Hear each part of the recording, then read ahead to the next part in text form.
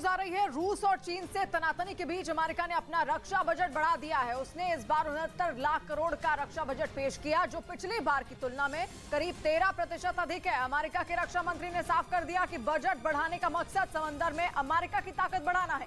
उन्होंने खुलकर चीन का नाम लिया और साफ कर दिया कि इस साल अमेरिका का पूरा फोकस इंडो पैसिफिक रीजन पर है, यानी समंदर के उस इलाके पर जहां पर चीन चाले चलता रहता है, क्योंकि वो चाहता है कि हिंद महासागर और प्रशांत महासागर में चीन का एक छत्र राज्य हो, जिसके लिए वो इस समुद्री इलाके में अलग अलग देशों को परेशान भी करता रहता है। और यूक्रेन जंग के बाद तो चीन को ज्यादा ही चालाकी कर रहा है, जिसकी वजह से अमेरिका परेशान है, क्योंकि चीन वो देश है जिसने ताइवान के मुद्दे पर अमेरिका से आंखों में आंखें डालकर बात की।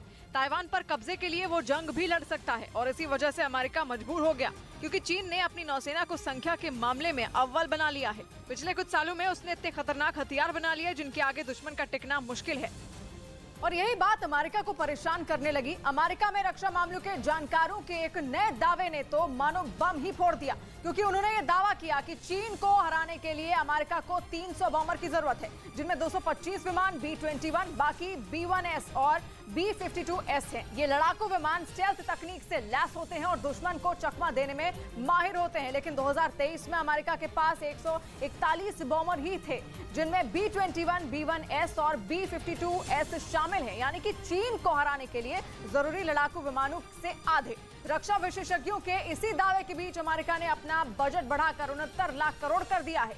यही नहीं, उसने इंडो पैसिफिक रीजन पर खास ध्यान दिया और केवल वहां का रक्षा बजट 40% बढ़ाकर 74,000 करोड़ रुपए कर दिया,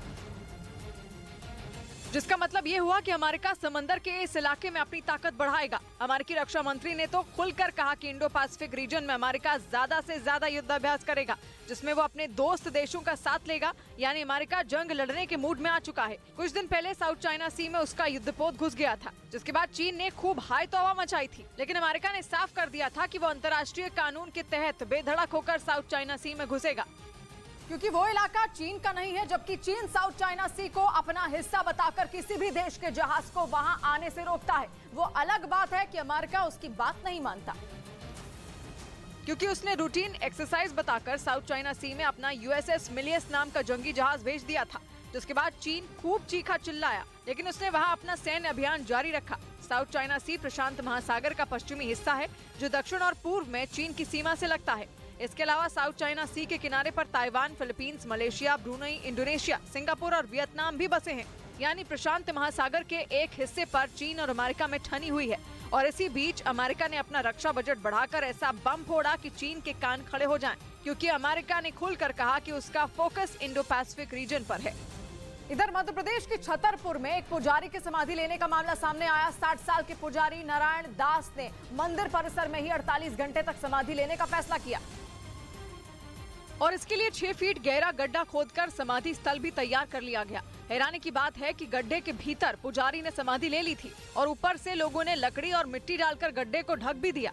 लेकिन इसकी खबर मिलने से पुलिस प्रशासन में हड़कंप मच गया। पुलिसकर्मी और इलाके के तहसीलदार फौरन मंदिर परिसर पहुंच गए। इसके बाद तो सबसे पहले पुलिस ने समाधि के ऊपर पड़ी मिट्टी को हटवाया, फिर समझा बुझाकर पुजारी से बाहर आने की अपील की। इसके बाद नारायण दास 6 फीट गहरे गड्ढे से बाहर निकले। पुजारी नारायण दास को मेडिकल चेकअप के लिए जिला अस्पताल भेजा गया। पुलिस के मुताबिक थोड़ी और देर हो जाती तो जान भी जा सकती थी। उधर national company law appellate tribunal ने से गूगल को बड़ा झटका लगा है। गूगल CII के भारी जुर्माना भरने वाले आदेश के खिलाफ NCLAT में अर्जी दी थी, जिसे ठुकराते हुए national company law appellate tribunal ने CII के आदेश को बरकरार रखा। उस आदेश के तहत नियमों का दुरुपयोग करने पर गूगल पर करीब 1338 करोड़ रुपए का जुर्माना लगाया गया था। अब NCLAT के आदेश के बाद गूगल को जुर्माना भरने के लिए 30 दिन का वक्त दिया गया।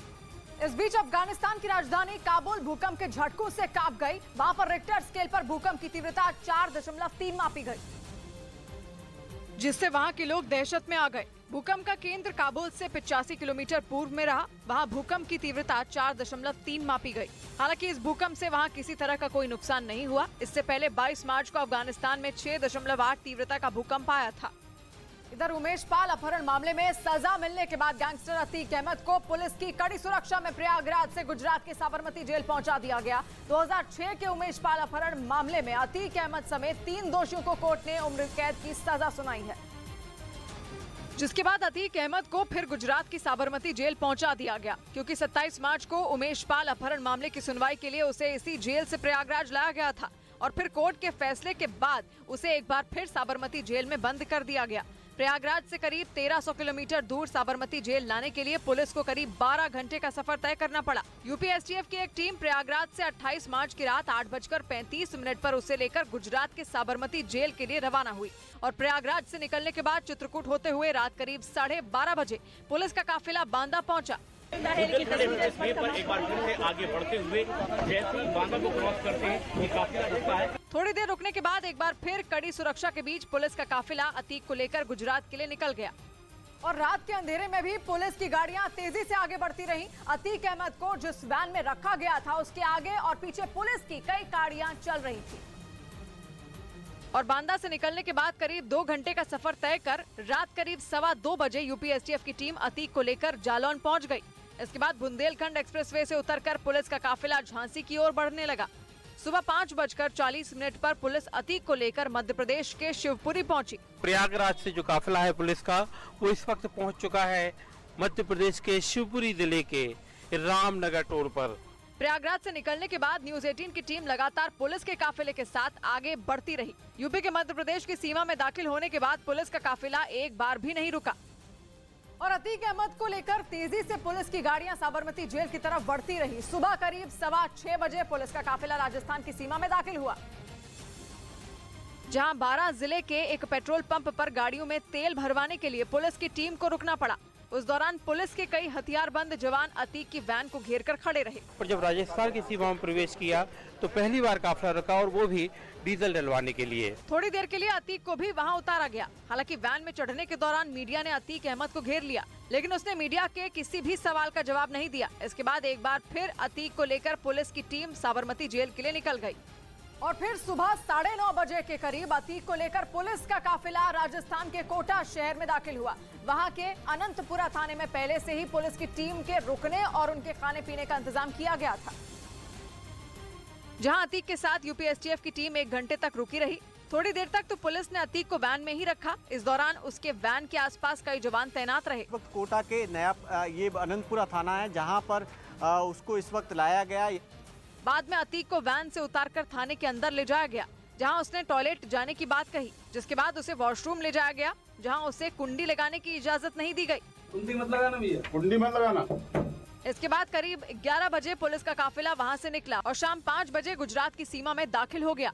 इसके बाद शाम 7:30 बजे अतीक को फिर साबरमती की जेल पहुंचा दिया गया। उधर गैंगस्टर अतीक अहमद को सजा सुनाने वाले जज दिनेश चंद्र शुक्ला की सुरक्षा बढ़ा दी गई है। अब उन्हें वाई कैटेगरी की सुरक्षा दी जाएगी और ये फैसला अतीक अहमद को सजा सुनाने के बाद लिया गया। हालांकि एक रोज पहले कोर्ट आते वक्त भी उन्हें पुलिस सुरक्षा मिली थी, लेकिन अब उन्हें वाई कैटेगरी की सुरक्षा दी जाएगी। जस्टिस दिनेश चंद्र शुक्ला रायबरेली के रहने वाले हैं और वो 2009 बैच के जुडिशरी सर्विस के अधिकारी हैं। इधर कांग्रेस ने मेरा घर राहुल गांधी का घर नाम से मुहिम की शुरुआत की। 24 मार्च को राहुल गांधी की संसद सदस्यता जाने के बाद उन्हें घर खाली करने के आदेश जारी किए गए, जिसके बाद कांग्रेस ने पूरे देश में मेरा घर राहुल गांधी का घर नाम से मुहिम शुरू की। कांग्रेस के इस कैंपेन से जुड़े कई वीडियो सोशल मीडिया पर वायरल हो रहे हैं, जिनमें लोग अपने घरों के बाहर मेरा घर राहुल गांधी का घर लिखकर पर्ची चिपकाए दिखे, जबकि कुछ लोग हाथों में पोस्टर लेकर खड़े हुए नजर आए। इस बीच सावरकर मामले पर शिवसेना और कांग्रेस की बैठक हुई, जिसके बाद खबर आई कि राहुल गांधी बिना वजह सावरकर पर कोई बयान नहीं देने पर सहमत हो गए। राहुल गांधी ने मानहानि केस में माफी की बात पर सावरकर का नाम लिया था और माफी मांगने से इनकार कर दिया था। तो मेरा नाम सावरकर नहीं है, मेरा नाम गांधी है। गांधी किसी से माफी नहीं मांगता। जिसके बाद उद्धव गुट वाली शिवसेना तमतमा गई। मुंबई से दिल्ली तक उसके नेताओं ने अपना गुस्सा दिखाया। खबर है कि इस मामले पर संजय राउत ने राहुल गांधी और सोनिया गांधी से मुलाकात की, जिसके बाद तय हुआ कि राहुल गांधी सावरकर पर गैर जरूरी बयान नहीं देंगे। शिवसेना ने यह साफ कर दिया कि वो नहीं चाहती कि ऐसा फिर से हो। वापस से रिपीट नहीं होना चाहिए, हमारी मांग रही है। यानी सावरकर पर बयान देकर राहुल ने सेल्फ गोल कर लिया, क्योंकि इस मामले में बीजेपी से ज्यादा उद्धव गुट वाली शिवसेना ने राहुल को घेरा और चोरी छिपे नहीं बल्कि खुल्लम खुल्ला राहुल के खिलाफ मोर्चा खोल दिया।